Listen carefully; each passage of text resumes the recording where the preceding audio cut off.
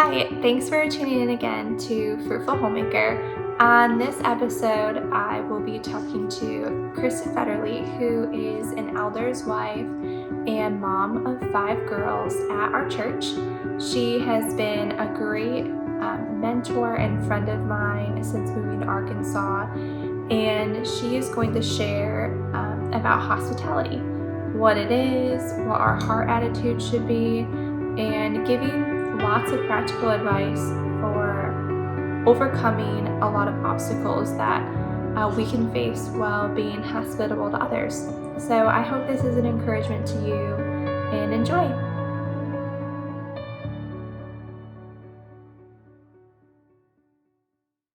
So what is hospitality, and why is it important for the Christian to be hospitable to others? Yeah, that's a good question. First of all, I've been so blessed and encouraged and admonished as I've studied the last couple of weeks, trying to delve into this and really know what hospitality is. And if we could just walk away with one thing today, it would be that people would be encouraged to see that hospitality is fruitful and beneficial, good work to walk in, that really brings joy and blessing. So I hope that's the goal of what I want. I don't want anyone to feel this heavy burden of another thing to add to your to-do list, but it is a beautiful thing that Scripture commands, and we'll talk about that in a minute. So the definition, as I looked, which was kind of surprised me a little bit. I may have heard it, but it didn't really register till this week. The Greek word used for hospitality, philoxenia, can be defined as lover of strangers. Wow. That's actually a definition of hospitality, lover of strangers. So you could think of hospitality as being defined as reaching out to people we don't know and opening our lives and our homes to them. So that is one way. And you know that you could even just be hospitable at church. You can see someone new coming into your fellowship and loving strangers by going and greeting them and having a hospitable heart even in your church home. I read a book a while back, actually, and I pulled it back out to review, called The Gospel Comes with a House Key, and it's by Rosaria Butterfield. And she says, hospitality is not entertainment or showing off what you know how to do well. It is living a transparent Christian life before a watching world. So I think we just have to recalibrate our minds to think about what hospitality is versus what entertaining is in the culture that we see it today. But hospitality isn't just loving strangers. It can be a crucial element of building community within our churches. It fosters opportunities to exercise love and service for one another as we share our life and our home and our resources with others. One of the blogs I read this week in preparing had a pithy little statement, and I'll try to give you the links if you want to share them later. But it said, the goal of entertaining can often be to impress guests and spend time with the people we enjoy. That's entertaining. But the goal of hospitality is to bless our guests and spend time with those God has placed around us. So I think that helps us as we move forward in trying to cultivate that in our heart, that we're seeking to bless those around us and those people that God brings in our path. So thinking about what is biblical hospitality, what it's not, and then what are the benefits of it. We'll talk about that a little bit. Biblical hospitality reflects God's character and the gospel. So God welcomes us into his family, and it's a great cost to himself. It's costly to us to extend hospitality. Salvation itself is a divine hospitality to strangers. That's what Christ brings us in. We are strangers to him. We don't deserve his free offer of salvation. When we extend hospitality, we reflect the same love and openness that God has for people. And so it can be a mirroring of the gospel when we do it from a heart seeking to honor the Lord. It's really kind of the fruit of the Spirit has to be evident in our life, because sometimes when we are welcoming people, God grants that joy that we have, even when it might be inconvenient for us, or puts us out of our comfort zone even. he helps us to serve with glad and generous hearts. And so it's kind of a supernatural work of the Spirit in our heart as we seek to show biblical hospitality. And then just thinking about the second greatest commandment. The first is to love the Lord your God with all your heart. We know that one. The second is to love your neighbor as yourself. And so hospitality is really a tangible way to bring people into our home and to love them as ourselves. So that's some of the biblical definitions of hospitality. But hospitality is not something to boast in, to become a master of, and to become good and well-known and impress others. It's not just another guilt-producing heavy yoke to add to your list, but rather it's just an opportunity of loving those that God puts in your path. I've taught the children at our church recently about Pharisees quite a bit, and coming to the passage, leading up to the passage where Jesus says, "Come to me, all of you who are weary and burdened, and I will give you rest." Right before that, he's rebuking the Pharisees for placing so much of a yoke upon the people, and so his burden is light. So if we are burdened down by it, then we're probably not living it out empowered by the Spirit to show hospitality. So I just wanted everyone to keep that in mind as we talk about hospitality. I hope we're all encouraged to take baby steps of growth and cultivating a hospitable spirit. And it's going to look for everyone. It's going to look different for everyone. In fact, 5 years from now, I'm sure what I'm doing will look different. 5 years ago, it looked different for me. So to compare is one of the hindrances we'll talk about later. But some of a couple verses is, "As we have opportunity, let us do good to everyone, but especially to those who are of the household of faith." And Ephesians 2:11 says, "For we are his workmanship, created in Christ Jesus unto good works, which God hath before ordained that we should walk in them." So some of the benefits that we can see for practicing ordinary and regular hospitality is that it can be a tool in our own hearts to cultivate spiritual maturity. One of those areas is putting off selfishness, because in order to serve others, you're having to deny yourself something, whether it's leisure time or just whatever sacrifices you have to make. It's also a benefit is that it cultivates community. I know when you move to a new community, it's just hard work to be known and to know others. And hospitality is one of those areas that you can use, a tool you can use to cultivate a community with other people. And then one of the burdens that I have, one of the benefits I see, is that it carries the torch to the next generation. I have been blessed to be in the homes of many people that I have learned from. In fact, much of what I practice is just mirroring what I've seen other people do. And so as I want to be faithful to my generation, to carry that torch to the next generation, so that spirit of hospitality is maintained and carried through. And I have 5 daughters, and so this is a great opportunity for me to equip them and model in front of them and include them, so that one day that they may be able to help their own homes be hospitable as well. And then if you're like me, I have a lot of things I can grow in, and housework, always trying to master, come up with new organization, things like that. It's never going to arrive in those departments. But I've noticed as I've had ministry opportunities at church or in other places, hospitality is the one that overlaps with serving my family the most, because mainly what I'm doing is I'm preparing my home for guests, which tidying up, and I'm preparing a good meal. And so those works are blessings to my families as well. So it's like this, it's a ministry opportunity that benefits not only your family, but also extends to others. So I've always looked at it as just one of those ministries that also is a great service to my family as well. And then as we practice it regularly, we sharpen our skills and it becomes easier. May talk about it later, but I rarely don't make new recipes for company. I stick with the good old standbys until our family becomes sick of them, and then I have to come up with something else.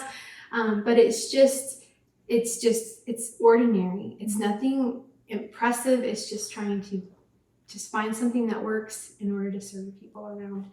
And so those are some of the benefits I can see.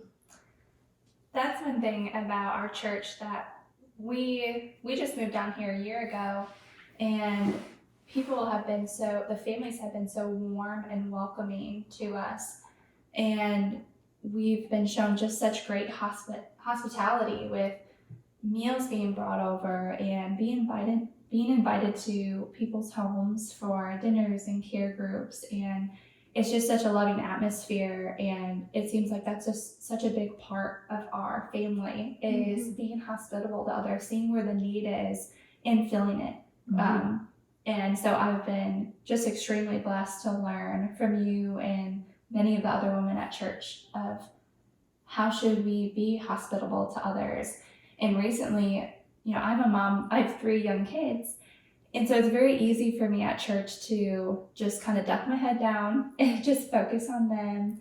And, if someone comes up to me to talk with them, but I recently felt burdened that I really need to be hospitable to others and talking with them, having a conversation with someone that I don't know, and really reaching out to those that are strangers to me, but that are coming to the church. And so it's been our goal. I'll tell the kids, like, let's find one person that we don't know and let's go introduce ourselves, because when we came, it was like this overflow of love and acceptance of just like, oh, you're visiting, you want to move down, like, would you like to come over? How long are you here for? And all of that. And just that love has been like nothing we've ever felt before. And so that's been something that I've had to work on, is even at the grocery store, you can do that at the grocery store, or when you're out and about, is just being friendly to others. That's also being hospitable. That's showing love to others. And so that's one thing that we have tried to work on. But it's really good. So with the topic of hospitality, where do we find that in Scripture? Yeah, that's this was another thing that kind of was good to study for me, good reminders this week. But when I looked more deeply about hospitality in Scripture, I realized, and I may have known this, but this was a good reminder, that hospitality is not listed as a spiritual gift. It's actually listed as a command. And though some people are definitely more gifted than others at serving or hosting, all Christians are commanded to have hospitable hearts. It's maybe categorized in the same way as loving other people, being hospitable. So here are a few of the verses. In 1 Timothy, we know that there's the qualification for the church to take care of a widow is that she would have been characterized by showing hospitality. So that means that would be something that would be honoring God throughout her life, that she would be characterized by that. In Titus, it lists hospitality, being hospitable, as one of the qualifications for an elder. In Romans 12, it says to contribute to the needs of the saints and seek to show hospitality. In 1 Peter 4, we learn how to steward God's grace. It says, above all, keep loving one another earnestly, since love covers a multitude of sins. Show hospitality to one another without grumbling. So these are just some of the passages. Hebrews 13 says, let brotherly love continue. Do not neglect to show hospitality to strangers, for thereby some have entertained angels unawares. And then in the Old Testament, we have a lot of examples or even commands to treat the foreigners kindly. That's what some commands you see. In Luke, Jesus says that we should invite the poor, the crippled, the lame, the blind, and you will be blessed. And although they cannot repay you, you will be repaid at the resurrection of the righteous. And then in Matthew 25, it says, for I was hungry and you gave me food. I was thirsty and you gave me drink. I was a stranger and you welcomed me. I was naked and you clothed me. I was sick and you visited me. I was in prison and you came to me. Then the righteous will answer him, saying, Lord, when did we see you hungry and feed you, or thirsty and give you a drink? And when did we see you a stranger and welcome you, or naked and clothe you? And when did we see you sick or in prison and visit you? And the king will answer them, truly, I say to you, as you did it to one of the least of these my brothers, you did it to me. So we can take comfort that just showing kindness to others is also it's a way to do it unto the Lord, as if for Him we're serving. I like in 1 Peter, and you had mentioned 4, 8 and 9, but it's in verse 9 it says, show hospitality to one another without grumbling. And so that's a big one.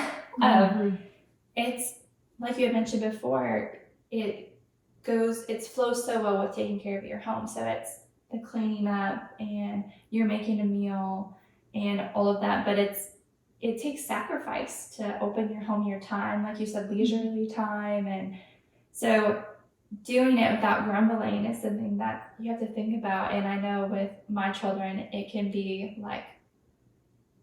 hard for them to help me, make a meal and to grumble about it. And just I could be, building my box, or I could do this, or we could be resting. And, we want to show love to others. And so you have said that, we want to do this without grumbling. The Lord tells us to not grumble and complain, but it's something that I also have to check in my heart as well, and know that this is a service that we're doing to show the Lord's love for others, and this is a good thing. And at the end of the day, after you have the conversations and the meal, you're tired, but you feel so you have that love in you, and that fellowship with others is so uplifting that you never, or at least I have never regretted hosting others. Me either. It's like at the beginning you think, oh, this is a lot and all that, but at the end of the day, it was like, wow, we need to do that more often.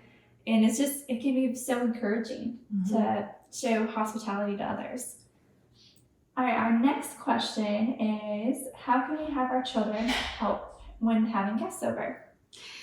Yeah, so like I mentioned, we have 5 daughters. Right now their ages 7 to 17. So I have some older ones that can help significantly with the meal, and then I have younger ones, but that hasn't always been the case. Sometimes in the beginning, just with younger ones, you can have them just be prepared to greet the person at the door. I mean, just to open the door, let them in, tell them where to go. You can have them tidy up the house. That's kind of a whole family kind of a job. Everyone needs to pitch in. So tidying the house. In fact, we have a chore chart for all of our girls just because we have such a busy house.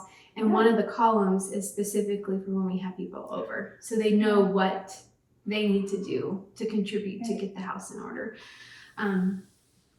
Right now I have children that pretty much always make the desserts now. I rarely have to think about that or another portion of the meal. In fact, I think my oldest could easily host a meal without a problem at all. I was out of town once, and she did the main portion of our care group meal and did that. So, setting the table, serving up desserts, and bringing them to the guests. Considering sometimes when children are coming to your home, one of the things that you can delegate to your children is say, all right, so-and-so's coming over. What do you think they would enjoy to play with? Why don't you go collect some things? And that's learning to be hospitable out of their toys or out of just remembering what it was like to be little if they're a little bit older, and seeking to cultivate a hospitable environment for the younger people. And that's really helpful. And then we have children who play the piano, so occasionally they can serve by playing, and we sing hymns occasionally. So, but I do have 5 daughters, like I said, and recently I was starting to think, I wonder if our girls are going to grow up and think about hospitality being a burden because of all of the work it involves, and there is sacrifices. There's all sacrifice to any time you minister. You're having to give up things and pleasures and time. And I was comforted because it was actually the daughter who primarily does the dishes. And so thinking she might be, not as excited. She's never said she wasn't, but we were driving along one day on a little date, and she said she was thinking about the kind of house that she would want to have one day. And she said, well, it doesn't have to be a big house. It just needs to have really good space so that I can host a lot of people. And so that comforted my heart when I was thinking, I hope this isn't remembered as a burden to them. So anyway, that was sweet. And sometimes I even think that they have more of a hospitable nature than I do. They are, I would say daily, they're saying, is anyone coming over? And we don't have people over daily, but they want to give suggestions. We should have so-and-so over. Have we had them over yet? Could we have them over? And I mean, I can't even keep up with their desires for having people over. So I'm thankful that it's a family value that they have all seemed to embrace. When hosting large groups, how do you provide the meal? So currently we have a pretty large care group. In fact, it's well over 40. It's probably about time to start a new care group and divide it off a little bit. That's a little sad to think about. But just the pattern that works for us now is that we have a meal at 6 o'clock and then we have our discussion at 7. And around on Sunday, we meet on Wednesday. So on Sunday, I send a menu out to the women of our care group and just tell them what I'm going to provide and give ideas of things they could bring, or leave it open to them to bring whatever they want to bring. And we have about 6 to 8 different meals that we rotate. And we actually had people with gluten and dairy and nut allergies. So pretty much all of these staple meals are easy for them to find things to eat. And I try to keep it simple where people are just bringing a component. Like if I make shredded barbecue, somebody brings the buns, somebody brings some coleslaw. It's a one little component to the meal. So that it's not everyone making a casserole or something and those are good, and we may try those sometimes, but I try to keep it simple because it is midweek and it is difficult sometimes to get some things cooked. So we provide usually the meat, the main part of the dish, and then drinks and paper goods, and then everyone else provides the rest. And honestly, I never stress over it. I don't know if we just have a good care group, but they just all pitch in, figure out what to bring, and I don't stress about it, and it's always a feast. So it's actually easier to host my care group than it is to host an entire meal because I'm not making all the components. So yeah, it's good. We were a part of your care group when we first moved down, and I didn't even realize how many people were in it until we all lined up for the meal, and it was like, wow, there's a lot of people here, but it didn't feel like it. There was no stress, and you're there with your girls just watching like the buffet line, and everything was just so relaxed, and it was like, wow, this works really well. They have, like, you have this system down where it just, everything flows really nicely together. And so I've always remembered that because I miss being part of your group and the big meal.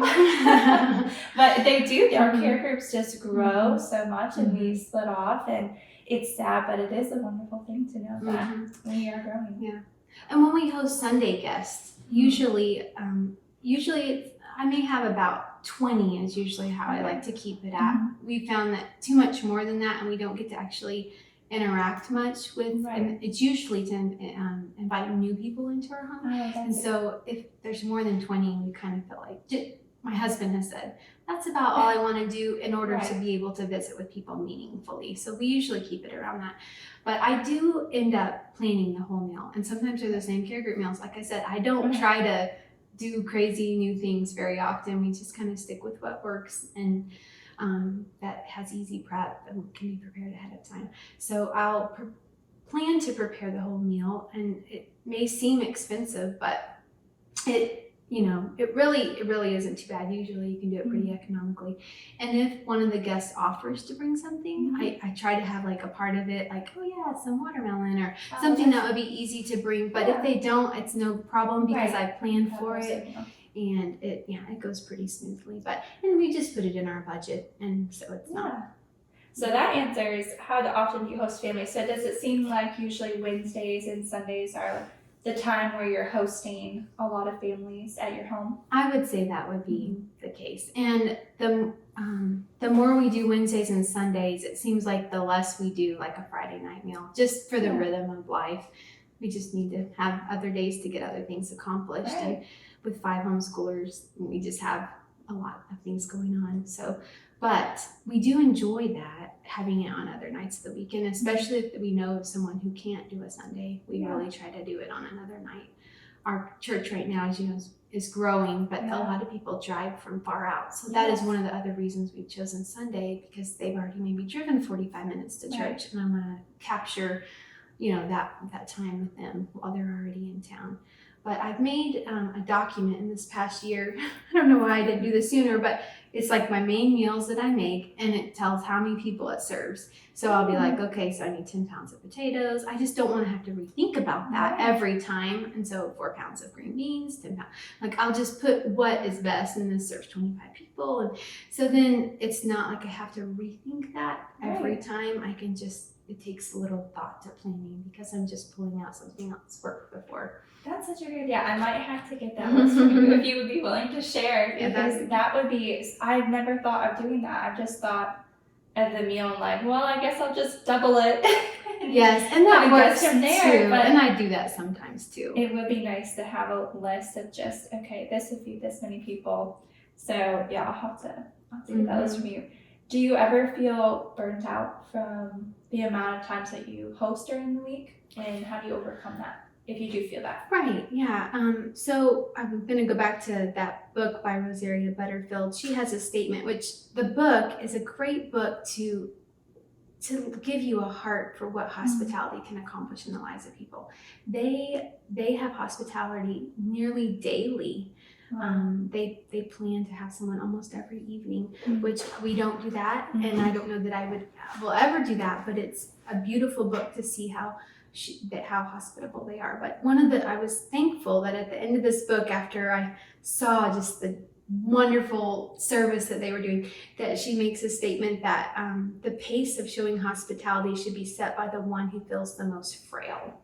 So if hospitality should never divide a family, it should make us stronger in Christ. And if hospitality becomes a point of contention, something is wrong. You should stop and reevaluate, pray, map out your goals and values, and be a team in doing it. So touching on, do you have burnout?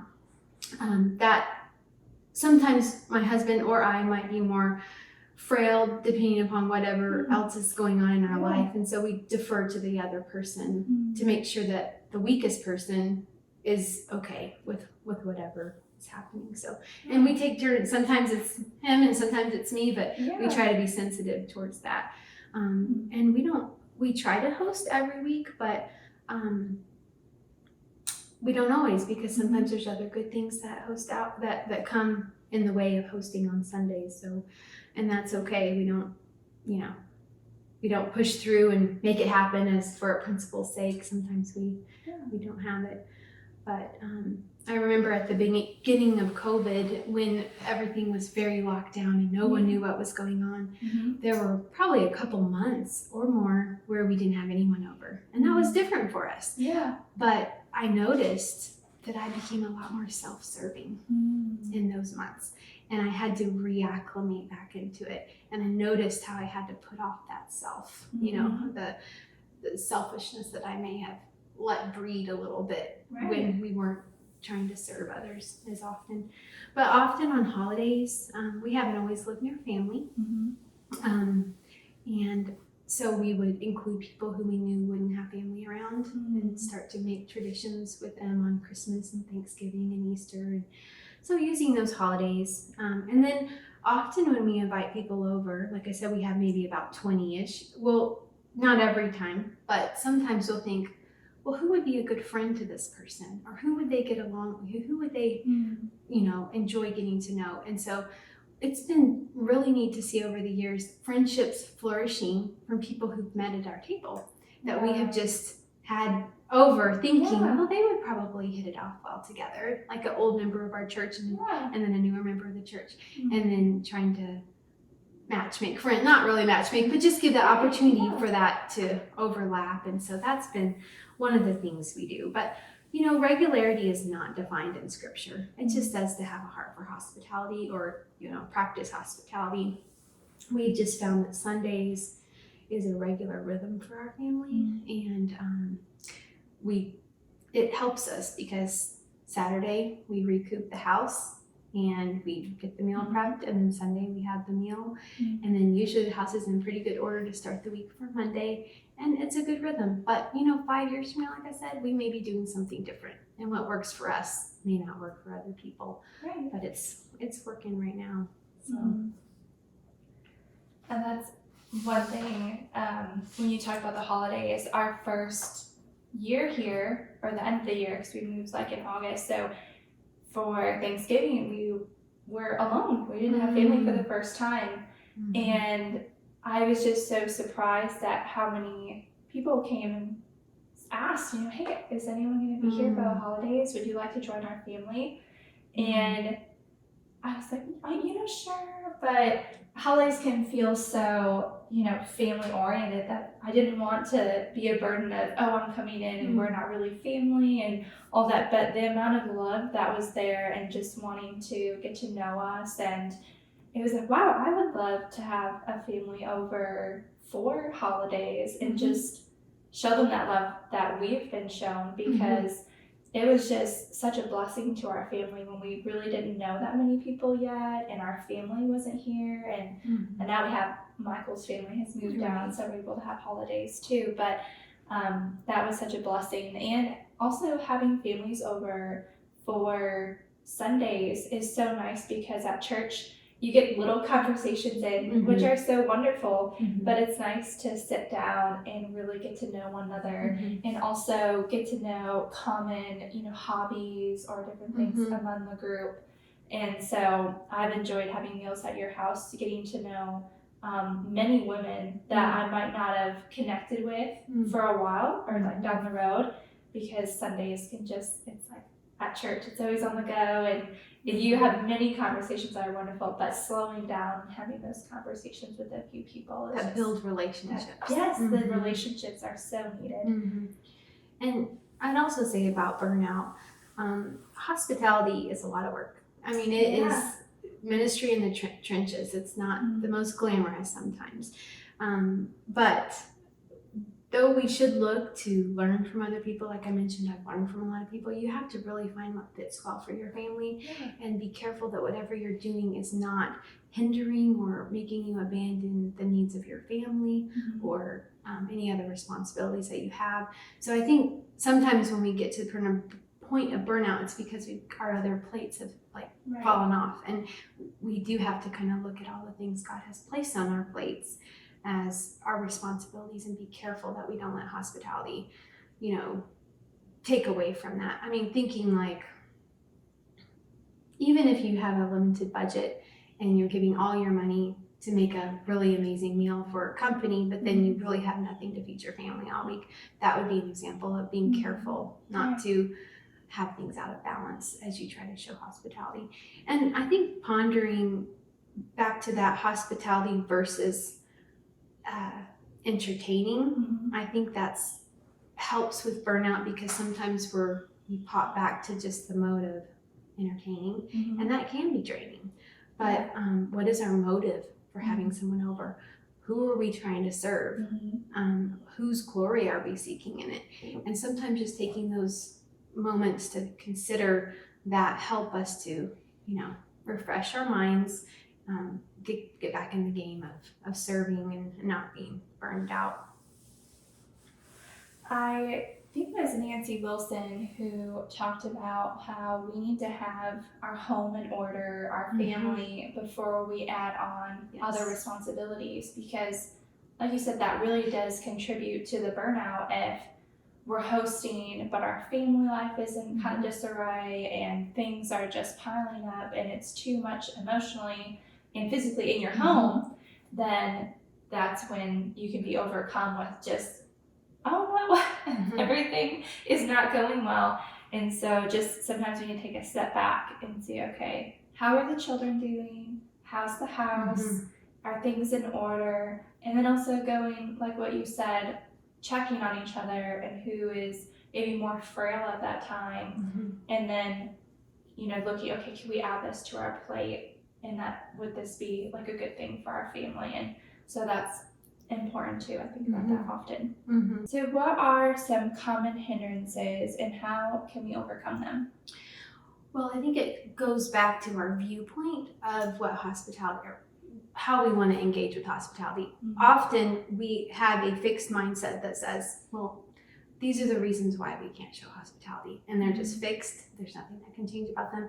And then there's another one that seeks to value hospitality and says, well, let's think of creative ways to make this work. So I think having an attitude of, let's just take baby steps in growing in this. And some of the hindrances are legitimate and they can't be overcome easily. So, but some of my personal hindrances, I'm just going to be honest, is having a clean home and then, having food. The food is usually easier because I do have the helpers, but we are just a busy house. Homeschooling 24 hours a day, we can mess up a house pretty easily. Even all these girls, you would think that wouldn't be the case, but it is. So, but knowing with those being my hindrances, but also being something that serves my family, I make it a point to overcome them because honestly, having company over sometimes helps push me to deal with that pile that's sitting on the edge of the coffee table or something that's been sitting there for a few days. So it's like I said, it benefits my family.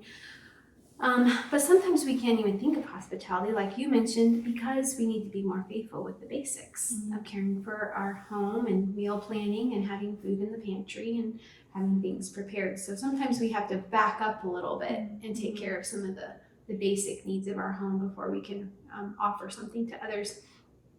Rosaria Butterfield says that hospitality makes you transparent to a watching world and that we should consider what habits of selfishness keep you from practicing hospitality. And she also mentions that two other hindrances she sees is pride and laziness. And when I was like, oh my, those are a little harsh. But then when you think of some of the actual statements that we say to ourselves, some of it is rooted in pride or laziness. We don't want to do more work, or selfishness. We don't want to give up something. So some of the hindrances I've heard is I'm just not a people person. That's not my personality. I'm not very social. Well, honestly, I really don't categorize myself as a social person, but wherever our treasure is, there our heart will be also. So I've found that as I practice the habit of hospitality, I've grown in my love for people. And so it's not a chore and it's not draining. I actually grow in that love, but it takes effort because it's not maybe what I would, being around people 24/7 is not my mode. Also comparison, I can't show hospitality like so-and-so, so I'm not even going to try. It would be so inferior, and that's just pride. That's wanting to look a certain way. But Scripture doesn't have a standard of what it should look like other than just having a hospitable heart. Some people might say, I'm too embarrassed to have people in our home because it's messy. I want to wait till it's perfect. Well, I would never have anyone over. I mean, it actually creates humility in me to have people over because my house is always in a state of this needs to be clean now, but it's never all perfectly right. So we want to be faithful and we want to honor our guests with cleaning, and we do try to. It's even on our chore chart. But sometimes it's not going to look perfect. I remember early in our marriage, we would have dinner guests over, and we didn't do this often, and this is probably why. I would double and triple check the shower to make sure there was not a hair in the shower, and the people weren't even going to look in the shower. But there was such a pride in my heart that wanted it to be so perfect that it probably prevented us from being more hospitable, when I could have just let go of some of that and just been as faithful as I could and then just entrust the rest to God. So somebody might say, I don't know what to prepare. I'm not a very good cook. I would say to that, pick one meal you can make and just make that one over and over again. When we lived in Tallahassee, Florida, it was a very hospitable community. They were some amazing cooks, but often you would have the same meal at the same house. Like, it didn't deviate. When we went to the Prather's house, we had spaghetti every time, but her spaghetti was amazing. When we went to the Hobbs house, we had lasagna many times. There's times we had other things too, but they knew a meal that worked. And why deviate? We go to the same restaurant to have the same meal because we like it. So if you're not going to be going every night, to have the same meal at someone's house even once a month is not really drudgery. So I would say just pick one meal that you can fix well, and just stick with it. And I had definitely bombed some meals in the early days of trying this, thinking, oh, well, I need to make something amazing. And then it didn't work out. And it's okay. You just move on. Or when we moved to Florida, we were missing our community back here in Arkansas, and one of our goals was just to get to know the church. And so we had a couple little ones, and it was difficult to keep everything in order. But what I would do is I did this multiple times. On Friday night and Saturday night, we would have different guests with the same exact meal. And Friday, I would just prep the same sides in separate dishes, put them in the fridge, and then bring them back out the next day, fresh dish that hadn't been touched. And then, so we just did it back to back because the house was clean and we could just have back to back company. And that was a way to quickly acclimate into that community. And so that's one thing, to double your efforts on that. Rosaria says, hospitality shares what there is, that's all. It's not entertainment, and it's not supposed to be. Another hindrance might be like, I'm single, I can't really have a family over, that would be awkward. Well, our family has been invited to single males' homes multiple times, especially in Florida. There was a couple guys who were hospitable, and they would have us, and those were some of the dearest. They were in an apartment, they were a little small space, but they were some of the dearest memories because they were practicing hospitality the best they could. And it was always just a blessing to be in those homes. So I would say don't think that prevents you. You might say we don't have enough space. Well, where there is a will, there is a way. I remember hearing one lady talk who lived in California, very tiny living spaces there, and she said she hosted Thanksgiving dinner, and I believe the table was pulled up to the edge of a bed, and they just made do with the space. And I know we've been in some tight spaces, but that just kind of makes it all more cozier. So I don't know that that's actually something that can't be overcome. You might think, my house is not childproof and kids are picky eaters. This one kind of stings, but do we love our possessions more than we love souls? We have to be careful that we keep our perspective about our possessions. And then also, children don't always eat your food, but it's not because they don't like it. Sometimes they're just so excited that they can't eat in new places. I know I used to host these little Friday play dates, and I worried for a while to try to make something I knew the kids would like. But after a while, I felt like that was going to prevent me because I could see pickiness in some, and I thought, I don't want this to prevent me. So I would just text the mothers and say, hey, I'm making this for lunch. If your kids would prefer something else, feel free to pack their lunch along. And then I never even looked to see if they ate, because it wasn't the moms knew if that was something they would eat. And so it just took the pressure off. I didn't let it just shut down play dates. It just, it was able to go on. Like, someone might say, well, I don't even know who I would invite over.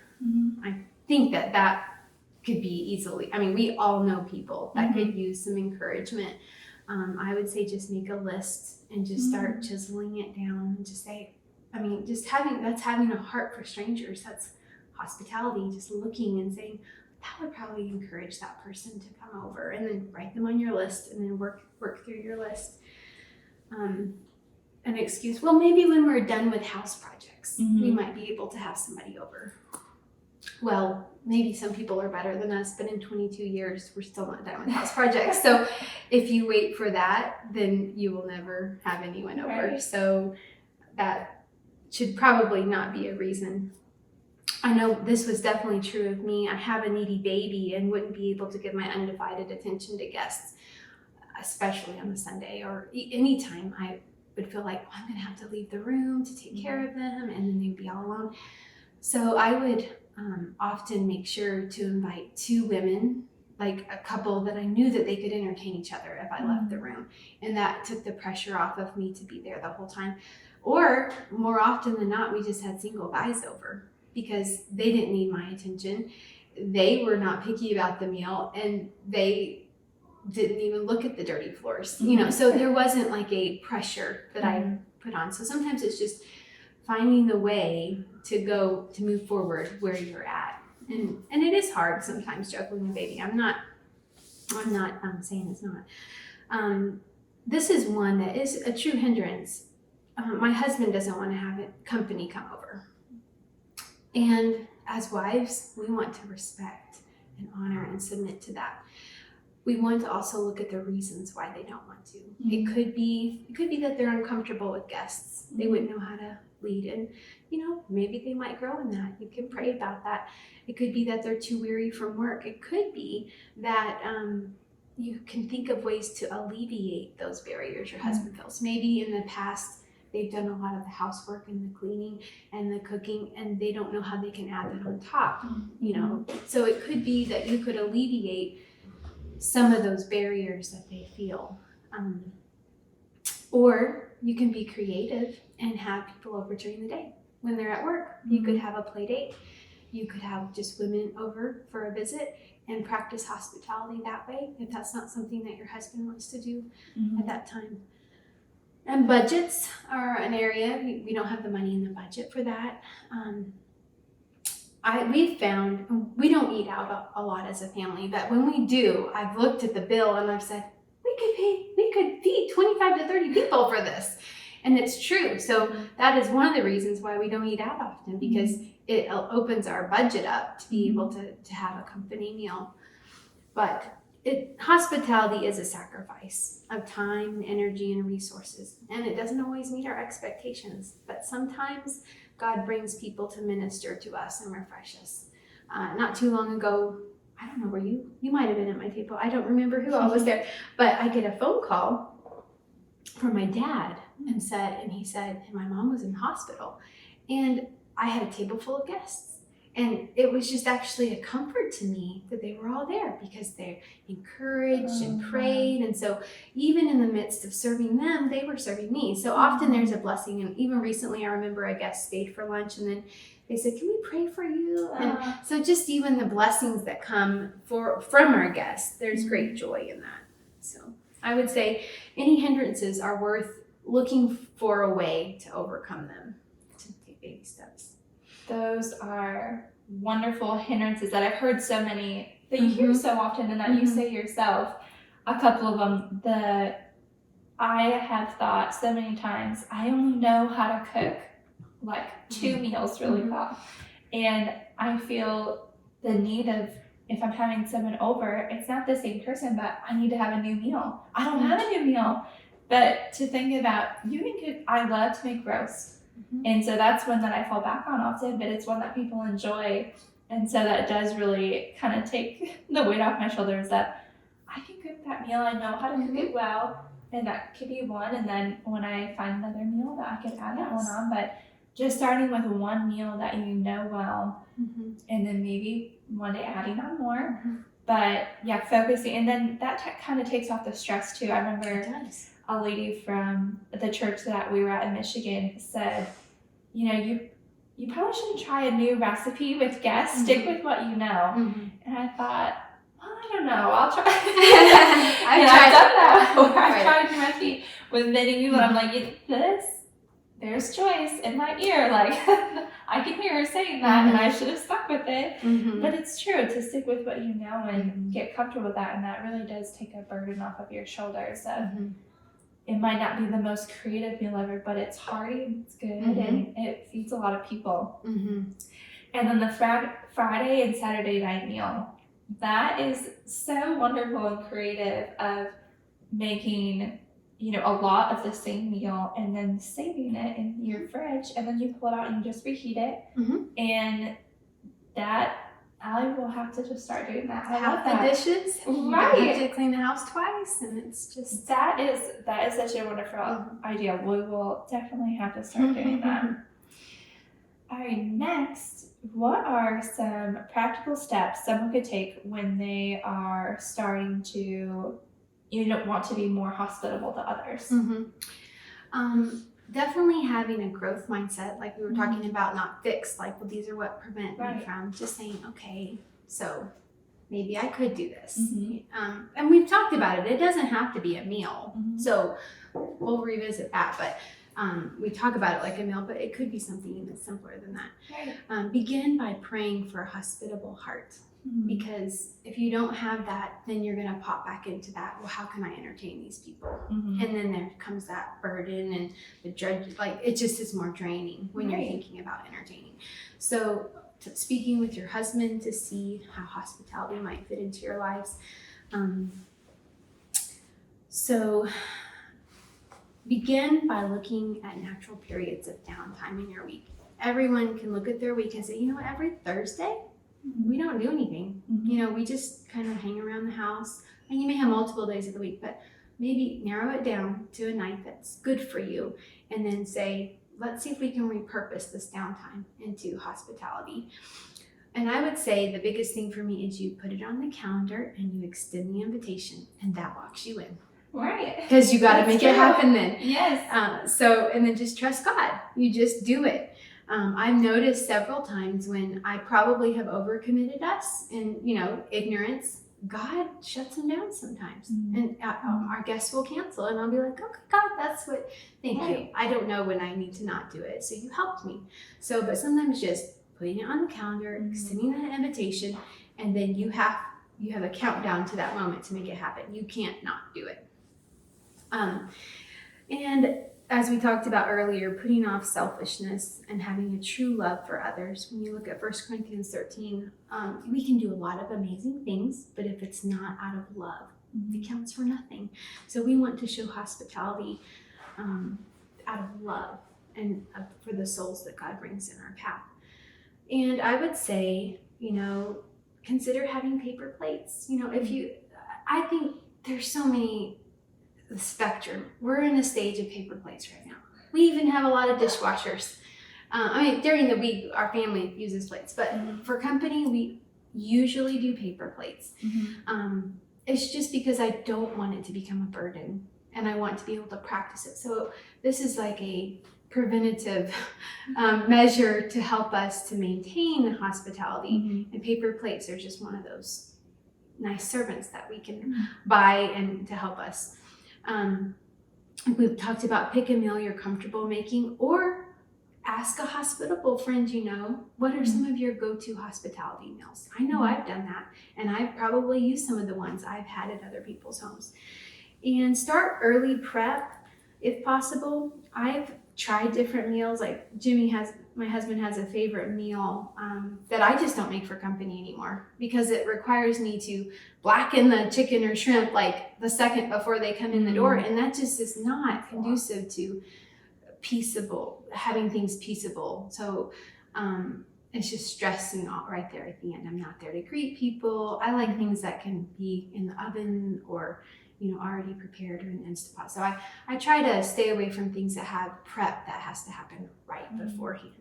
And then when I had newborns and knew that I wouldn't be able to serve dessert, I've gone ahead and cut them, put them on plates and plastic wrap over them. So that, this is when I had little kids, because I knew I would probably be caring for a baby in the back. Right. And I thought, well, then my husband doesn't have to do that, and I can just say, hey, they're right there. Or it's just sometimes just that little bit of prep ahead of time. And that can be overkill. It probably was overkill for me, but it was something that I thought this will make me not be stressed in the back bedroom thinking if they get done and I'm not there to cut the dessert, so I just trying little preventative measures. And then I would say, make what you think you need, but then if you have it in your budget, make some extra, because we have often seen spontaneous opportunities to add someone on, and you want to be able to do that. I've also seen where we haven't had it, and I've been like, oh, I wish we could have extended, but I didn't do enough. And so I usually try to have more, so that at the very least we'll have leftovers the next day, and it'll be great. But it's so helpful to be able to extend that spontaneous last minute hospitality to a new guest or to someone that you just see might need encouragement. And you could also practice on family or friends. If you say, I cannot imagine having a stranger in my house for a meal. Right. Just have someone close by, practice a meal a time or two, or have someone you really are close to and add one stranger. You could team up with somebody to welcome them. I know in Tallahassee, we had our house was a decent size, but for the gathering that we were hoping to do, it was not big enough. And so there was a lady in the church, they had a large house and they kept it clean. They had lots of children and cleaned it. And she said, I am so happy to host it if you'll just do the whole meal. And so we did that a couple times, 2 or 3 times. So she wasn't really into the cooking side of things, but she knew how to keep her house. So we teamed up and I hosted things at her house. So I don't know, that's a little bit of a creative way to do it. If you don't have the space, you can offer to help somebody else. And having a plan for the meal, but being flexible, because guests will cancel. I remember a couple times, well, one in particular, we had invited more than I had food for. And we just went ahead and did it. And I knew that not everybody was going to eat. So I'm brainstorming what's in my deep freezer. And I'm like, you know what? Chicken strips can go with lasagna. It's fine. And so, but see, we had people over. You just don't have to have a pride about it. You just do it. And then everybody was fine. And I'm glad we invited them and it worked out good. But sometimes you just have to be flexible and know it doesn't have to be perfect. I also remember thawing spaghetti sauce out while guests were arriving, like fervently, like knowing I had it in the freezer, adding to the meal. But, no one left hungry and it worked out fine. And then also just trying to make it a part of your family value. That's once again, passing it to the next generation. But I know even as we purchased homes, we've thought, well, how would this kitchen be conducive? Or would there be parking for people? And we ruled out homes like, oh man, we would not be able to have more than 3 cars there. Or so we have worked to try to cultivate an environment that's conducive to having company come over. And then, like I mentioned earlier, it doesn't always have to be a meal. It could be a play date. Invite them away from a mealtime, like 9 to 11 or 1 to 3, and have people over and just have a play date and just work on preparing your home and receiving guests before you try to throw in food.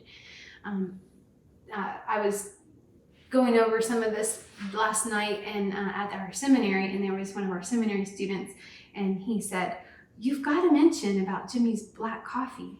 And I said, "Oh, I need to do that." So Jimmy, my husband, he's very hospitable, but a while back he started having black coffee offered to men, like on Saturday mornings. And the first time he said, "I'm having some guys over for coffee tomorrow," I immediately was like, do I need to make cinnamon rolls? What should I was like, he could just see me like preparing refreshments in my head. And he's like, "Absolutely not. It's just black coffee. Just black coffee." I mean, and he's teased them, "No, bring your sugar, bring your creamer. I'm just doing black coffee." So he has kept, and I think he does add creamer sometimes now, but and you know what? He was wise, because he knew if he was going to do this regularly, he could not accept my refreshments, or it would become a standard and it would put pressure on me.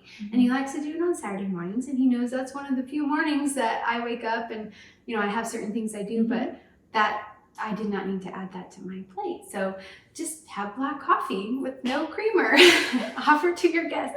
But I've heard though that he has some dear conversations with men there. So considering other options other than just offering a full meal might be some way to extend hospitality. And like I mentioned a couple times, it's going to look different for everybody. It's going to look different for us in 5 years. It'll look different for you in 5 years. And it's just that cultivating a heart of hospitality wherever you're at, stewarding what you have, So.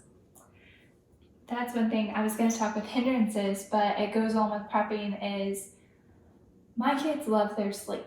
And so sometimes it can be a hindrance of, okay, we're going to go somewhere, but we know we're going to stay late and the kids are going to be tired. And now they're at the age, my 2 older ones, where they can stay up and they're fine. They might just sit with us when they're tired.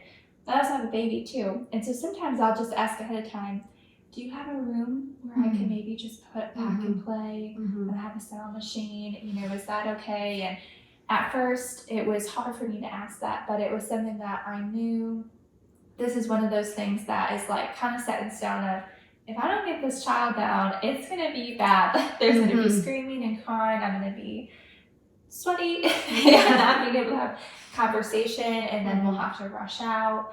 And so a lot of the times now with prepping for our house, if we're having people over and I know they have young kids, I'll say, hey, I have 2 rooms where we can put pack and plays. I have a sound machine, or if you want to bring yours, and we'll just put them away when they get tired. Don't even worry about it. And if we have people over at our house, my daughter Gracie will be like, hey mom, can I go to bed? Could you just tell them not to come in my room? And it'll be way past bedtime. So I'll say, okay, you've lasted long enough. You're able to go to bed. I'll just tell the other kids, you may play in the schoolroom or Jacob's room if he doesn't want to go to sleep yet. But we're going to give Gracie some quiet time so that she doesn't get too just exhausted or burnt out, really, of having people over, because it is a lot for her. That is a good reminder. I need to keep my pack and play down. It's been too many years since I've had that. I'm sure I thought about that when I had babies, but I'm glad you said that because I'm sure I have missed opportunities. Oh, well, I've had the pack and play at your house, and I can't remember. I'm sure maybe Annie Beth, or maybe it was Jacob that went in there before I had her, but I remember Gracie was like, could I sleep in this bed? Honey, I'm sorry, this isn't our bed. But next time, maybe I can make a pack and play for you. But the pack and plays have been a big hit. So that's something that I try to have that's helpful for me, but also helpful for others too, of not having that just, hey, you have to stay up and your baby has to stay up. It's like, no, just put them down. They're fine. We can talk for a couple hours. That's a good reminder to me. Yeah. One thing with prepping, I just watched, and I'll have to share it to the page, but Rachel Jankovic had just some practical hospitality tips. And one of them was if you could find a roll of paper and putting it over your tables for kid tables, like so that we can color or whatever. And then also she even used painters, those cloth drops of like the cloths that are really big. She said, I'll just put that on the table sometimes, and then, if something spills or whatever, it's just you roll it up and you can throw it in the washer and it's good for the next time. And like, that is a really good idea. And so she had some good tips. I need to see that link. So I will post it. Because that's one thing I didn't go, but I know she's so good at that. And I enjoy listening to their Sabbath. What do they call them? Sabbath feasts? Yeah, or feasts. Sabbath. Okay, yeah, their Sabbath meals. Okay, Sabbath dinners. Yes, they have so inspiring. I love Rachel and her sister Rebecca. Their practical tips for hospitality are just so fun to watch, and they'll go kind of sometimes above and beyond of like the plates and even the napkins and things like that. But sometimes just for fun though. And I've found with thrifting, I can get some nice china for really cheap, and just sunning that out sometimes adds a little bit of like a flair that's fun. But if it breaks, it was $3 for a set of 8 of them, and it doesn't matter. You can go again and find something else. So I've kind of gotten into looking for like cloth napkins or just different unique cups and things like that. That's really good. I need to branch out in that. I feel like I'm in a little bit of a rut with paper plates and napkins right now. We'll have to go sometime because the paper plates really is helpful too. Sometimes I think that I always think, oh, well, that's only for like grilled food or hamburgers, but it really can be for anything, and it just adds that just extra step of, hey, Gracie, could you just throw these away? Or like the kids can help with that, of just, it's an easy cleanup and you don't have to worry about filling your dishwasher if it's already If I have under 20 or so, I usually use plates and not paper. Usually I have enough plates for that, but when it gets over that, I look at my daughter who does the dishes and I just out of love just say the bar would be a little too high. Yeah, just for a little beauty, and I just don't want to discourage her. So Well, that leads us into what should our heart attitude be when entertaining others? Well, we talked about the verse in 1 Peter about showing hospitality without grumbling. So that's one of the heart attitude that we're not grumbling. But Colossians 3 says, whatever you do, work heartily as for the Lord and not for men, knowing that from the Lord you will receive the inheritance as your reward. You are serving the Lord Christ. So thinking about working as to the Lord, and that's not always the first easy. I mean, you really have to train yourself, and I'm not saying I do this every single time, but to really consider I'm working as unto the Lord, and I think it helps with that burnout, so that what you're doing has more of a eternal value. It's just not, horizontal to the people around you. You're serving the Lord. And then just not having an idea of performing. It's not a performance you're trying to do, but rather just faithful obedience to Scripture. And watching to make sure your motivation is out of love for the precious souls God has placed in our path. And earlier when we were talking about, greeting people in the store, and really that just comes from looking at them as souls that are precious, and we want to love them. And that's something that definitely we can all grow in. So when we're having hospitality, we want to be warm, calm, welcoming, sacrificial, reflecting Christ-likeness, looking for ways to encourage our guests. We want to serve them and bear their burdens, like you were mentioning, anticipating needs of children needing to lay down.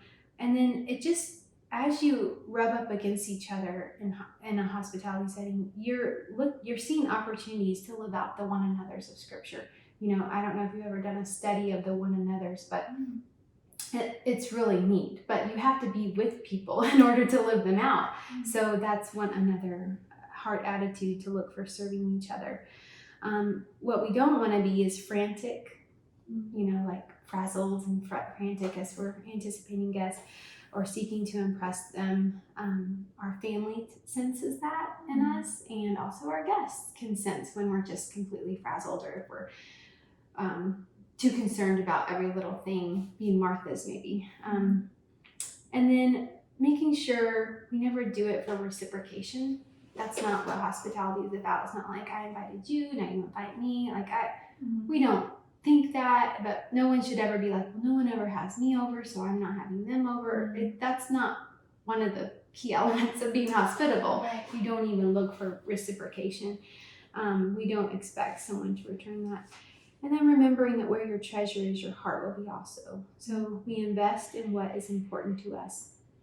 Hopefully our motive is rooted in the love towards God and others. And even though I fight against overvaluing my time alone, I have found that my desire for fellowship grows because of the habit of hospitality that it has cultivated, having more of a heart for others. And I think you just sometimes have to put one foot in front of the other and just do the right thing. And then where your treasure is, there your heart will be also. So it's just walking in those good works as God shows them to you. And how does this attitude in our actions point people, the people that we have over, or who we're showing hospitality to out and about, how does that point them to Christ? Yeah, that's a good question. I think, and maybe you can chime in from what you think as well, we can use hospitality as an opportunity to mirror the gospel.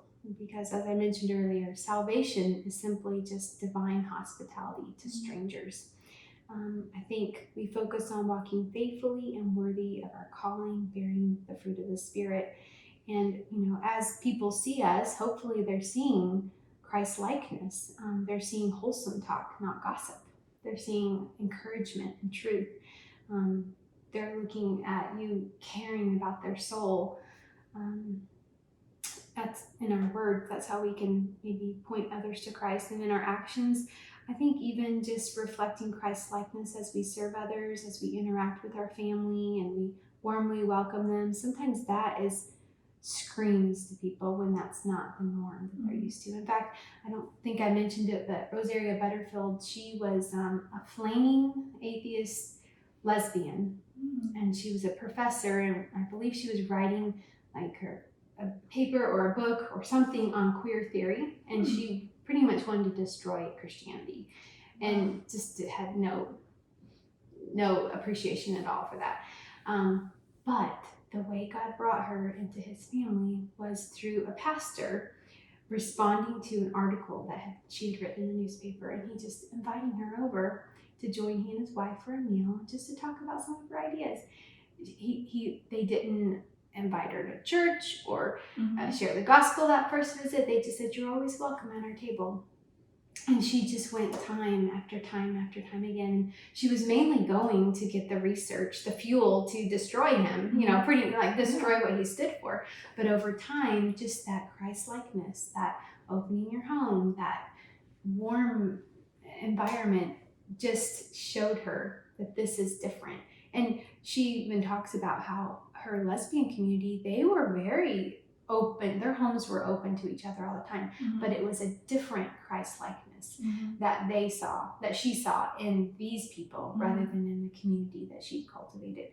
So just really welcoming with true joy, even when it might be inconvenient, and just really having glad and generous hearts. I really just would say, look at where God has placed you and the resources He has entrusted to you, and seek to be faithful and prayerful about cultivating a hospitable spirit. You can start small and work as unto the Lord. You can begin by looking to have a hospitable and loving heart just towards new people at your church or in your neighborhood, even just in your demeanor and conversation, by greeting and welcoming strangers who God places in your path. And I think about the book of 1 Thessalonians. Paul writes to them. They were a thriving church, but he says multiple times, excel still more. Do this more and more. I know you're doing this, but do it more. And so some of us, we are practicing it, but we can look how we can excel still more in loving others deeply and fervently, and being sacrificial in our hospitality. I read a good book, and I'm sure some of the thoughts I weave in today are from it, so I want to give reference to it. It's a little booklet put out by Reformation Heritage Books called How Should I Exercise Hospitality? It's by Rebecca Van Dudeward, I think. But it's like $3. Right now it's only available as an ebook, but I think it may be back in print soon. They have a whole series of these short little booklets, and I read it in one sitting, and it was very good. There were also some blog posts I read that were helpful as I was thinking about this. So, and I'm still wrestling through all the implications and applications of this. In fact, in my shopping cart online, I have 2 more books on hospitality that I haven't ordered yet, because I'm like, I need to know more about this. I need to just soak in it more, because I think it bolsters me and encourages me to keep pressing on when you can feel burnout sometime. It just helps to refocus and recalibrate your mind towards this command in Scripture that God gives us. Well, thank you, Krista, so much for going over these questions and answering them with such depth and giving the resources and all that. I really appreciate you taking the time to talk with me about it. So our last question is the fruit of your home, which I ask every guest, is what is one of your family favorite recipes? Okay, so I was thinking more so the company favorite recipes when it is, because actually most of us are tired of it. So I have to use it sparingly now. But the recipe that I think gets the most compliments is just green beans. I don't know. I think, did you bring them over? I think maybe I did. Yes. Okay. They're so good. I don't know. It's simple. It's just frozen green beans, and you have butter and garlic powder. I don't measure salt, and then I put so butter, garlic, salt, and green beans, and then I put in, just at Sam's Club you can get bacon pieces, and I just keep a bag of those in the freezer. I put in some bacon pieces, and then I put in little slivered almonds. And then I make them, and I don't know, they just most people eat green beans, and they tend to like those. So, but we do get tired. Sometimes they'll have leftovers. I have to be careful not to make too much, because my family does not love those for leftovers every night. So I just have to use them sparingly, because we have loved them in the past, but because, our regular side every night gets a little bit old. And then there's a dark chocolate brownie recipe that I could put up for you. I could give it to you if you want it, or give it to you, to share it with you. I don't have it written down, but my daughter usually takes over that. But that's usually a big hit, and that's kind of a go-to dessert that we'll make. I remember, when I had Annie Beth, and you brought over chicken and green beans, and I think there was cookies too. I think they were like probably potatoes too. Oh, that's potatoes, like that's just what I do. Yes. That's one of my meals. And I ate the whole container of green beans because they were so good. And usually I think that like frozen green beans have like a certain taste to it, and these did not at all. But when you bake them, do you add any chicken broth or anything, or it's just just the butter and everything? No, just butter. And I don't know how this can make a difference, and maybe this is the taste that you taste, but whole green beans is what I like Whole to get. green beans, Because when I okay. got the chopped green Yeah. beans or even the French cut green beans, they just don't taste as good. So maybe try the whole green beans. Okay, that's good. I'll have to Sam's Club has them. Sam's Club, okay. Mm-hmm. That's a good, and Sam's Club is such a great place to Yes. get things for hospitality. Are you having people over? We live 4 minutes from Sam's, and I'm there a couple times a week. All the time. Yeah. Well, thank you so much, Krista. I really appreciate your time, and I've enjoyed our friendship and all the things that I've learned from you. So, thank you. Thank you for having me. Of It's been a course. joy to talk about this.